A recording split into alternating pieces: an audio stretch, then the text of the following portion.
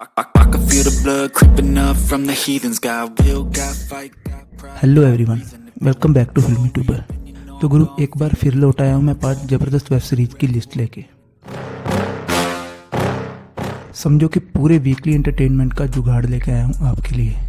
तो बिना ज़रा टाइम वेस्ट किए चलिए शुरू करते हैं इस काउंटडाउन को नंबर 5 की सीरीज से, जिसका नाम है लॉक्ड।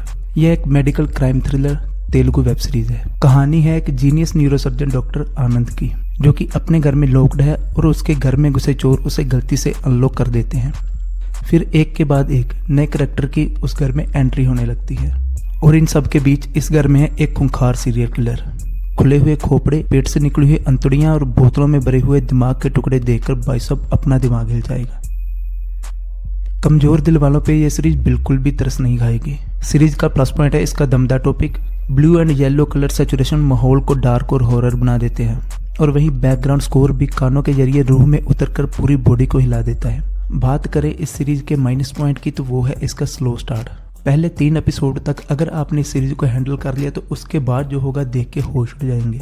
सीरीज की एंडिंग ने मुझे उतना सेटिस्फाई नहीं किया, लेकिन मे बी ये सेकंड सीजन के लिए कुछ बड़ा प्लान कर रहे होंगे। लो बजट में इतना दमदार कंटेंट बनाने के लिए सैल्यूट है सीरीज के मेकर्स को। टोटल 7 एपिसोड है, जिनकी लेंथ 25 से 30 मिनट के बीच की है। ठीक ठाक हिंदी डब के साथ MX प्लेयर पे फ्री में अवेलेबल है। में ऐसा कुछ नहीं है जो आप फैमिली के साथ ना देख सको, लेकिन बाप लेवल की वायलेंस और ब्रूटल मर्डर को झेल सकते हो तो ही ट्राई करना है इस सीरीज को।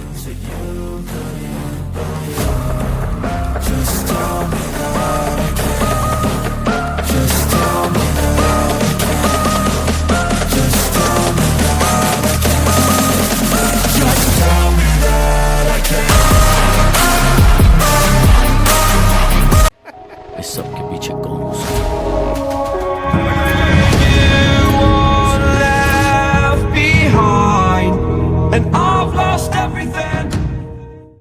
नंबर 4 पे है साउथ की ही एक और जबरदस्त सीरीज 9 आवर्स।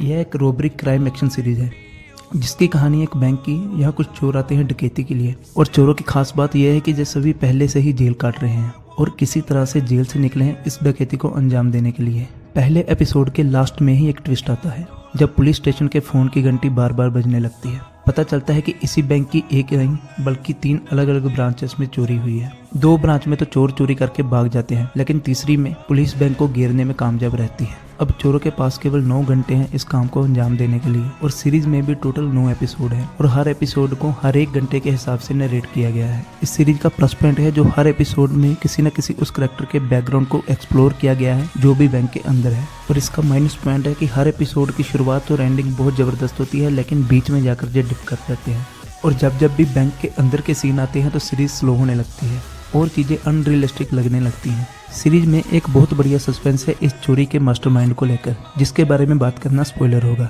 सीरीज की एक और खास बात है इसका बैकग्राउंड स्कोर, जो आपको इस सीरीज से जोड़ के रखता है। हालांकि 80 के दशक के हिसाब से यह थोड़ा एडवांस लगता है। 25 से 30 मिनट का हर एपिसोड है, और डिज्नी प्लस हॉटस्टार की यह family entertainment series one time watch तो है।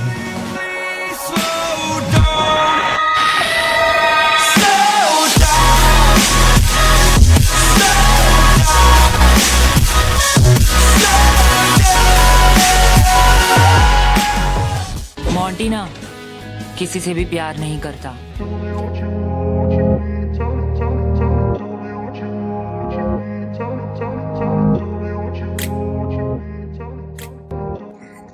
नंबर 3 पे एक Bengali adult series Monty pilot season 2। यह कहानी है मोंटी नाम की एक लड़की की, जो कि रेड लाइट एरिया में पैदा हुआ और वहीं पला बड़ा, और इस एरिया को नीली कोठी के नाम से जाना जाता है, जिसकी कर्ता धर्ता एक औरत है जिसे सब बीबी जान के नाम से पुकारते हैं, जिसने कि मोंटी को पाला था उसकी माँ के जाने के बाद, और इसलिए मोंटी उसके हर अच्छे बुरे काम में उसका भागीदार है। एक दिन इसी कोठी में एंट्री होती है एक लड़की की, जिसे कि कोई धोखे से इस कोठी में भेज जाता है, और मोंटी और वो लड़की जैसे ही प्यार में पड़ते हैं चीजें बदलनी शुरू हो जाती है, और सीजन 1 के लास्ट में आते आते सभी एक दूसरे की जान के दुश्मन बन जाते हैं। और इसी स्टोरी को कंटिन्यू किया गया है सीजन 2 में भी। सीजन 1 नहीं देखा है तो पहले उसे देख लेना, कहानी को बेटर समझ पाओगे। पहले सीजन के मुकाबले सेकंड सीजन थोड़ा डिप किया है, लेकिन अगर पहला सीजन अच्छा लगा है तो यह भी अच्छा लगेगा। टोटल 9 एपिसोड है, जिनकी करीब 25 मिनट की लेंथ जरा भी फील नहीं होती। बहुत बढ़िया हिंदी डब के साथ MX प्लेयर पे फ्री में अवेलेबल है। सीरीज हद से ज़्यादा डार्क है और इसमें एडल्ट सीन, वायलेंस और मैच्योर लैंग्वेज का भर के इस्तेमाल किया गया है, तो फैमिली के साथ देखने के बारे में तो सोच भी नहीं सकते।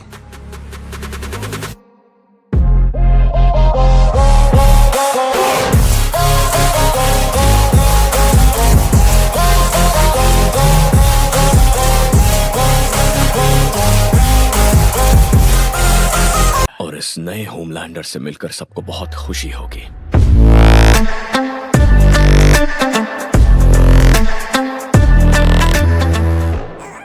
नंबर 2 की सीरीज है दी बॉयज। सुपर 7 नाम की एक टीम है जिसे कि कंट्रोल करती है वोट नाम की एक पावरफुल कंपनी। यह एक ऐसी दुनिया की कहानी है, यहाँ सुपर हीरोज तो हैं लेकिन वो सभी एक नंबर के कमीने हैं। और इस टीम का लीडर है होमलैंडर नाम का एक सुपर हीरो जो कि मोस्ट पावरफुल है और उतना ही बड़ा कमीना भी।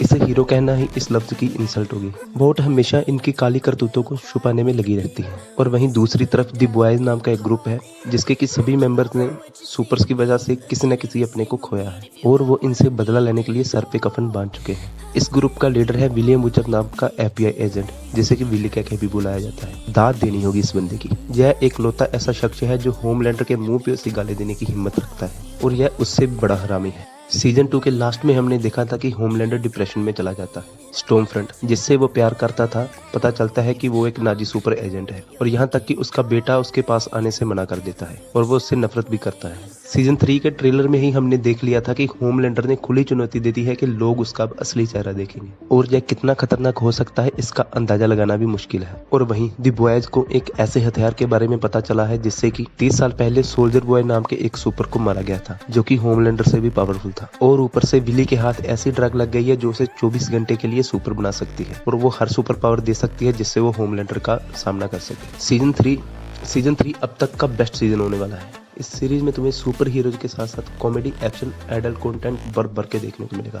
और वायलेंस तो ऐसी कि कब किसी की खोपड़ी खुलकर स्क्रीन पे फैल जाए कुछ कहा नहीं जा सकता। सीरीज के फिलहाल 3 एपिसोड ही रिलीज किए गए हैं। इसके बाद हर फ्राइडे को एक एपिसोड ड्रॉप किया जाएगा। अगर तुम फिजिकली ही नहीं मेंटली भी 18+ हो तो ही ट्राई करना इस सीरीज को।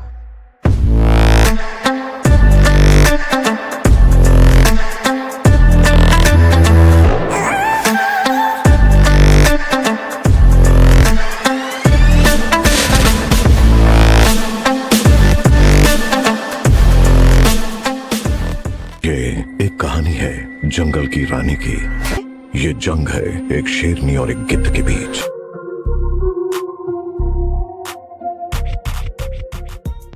नंबर 1 पे है Turkish drama series as the crow fly. कहानी है एशली नाम की एक तेज तरार यंग लड़की की जो कि फैन है एक टॉप जर्नलिस्ट लाले किरान की और उसी की कंपनी में इंटर्नशिप के लिए आई है 4 और लोगों के साथ और इन 5 में से केवल एक को ही सिलेक्ट किया जाना है। पहले ही दिन एशली लाले किरान से वॉशरूम में मिलती है और उसे बताती है कि वो उनकी कितनी बड़ी फैन है। वहीं लाले उसे इग्नोर करती है और कहती है कि उसे लोगों की बजाय अपने काम पे फोकस करना चाहिए। उसके बाद एशली सोचती है कि उसे किसी भी तरह से टॉप पे जाना है और अपने मकसद को पूरा करने के लिए कैसे वो एक के बाद एक अपने ओपोनेंट्स को रास्ते से हटाती है और क्या क्या टर्न एंड ट्विस्ट आते हैं इस सीरीज में देख के मजा आ जाएगा। 25 से 30 मिनट लेती है जब सीरीज अपने कैरेक्टर को इंट्रोड्यूस कराने में और उसके बाद of the camera media house politics का खेल शुरू होता है। सीरीज के टोटल 8 एपिसोड है और हर एपिसोड की लेंथ 40 मिनट के करीब है। कुछ बोल्ड और किसिंग सीन्स के साथ ये सीरीज नेटफ्लिक्स पे अवेलेबल है।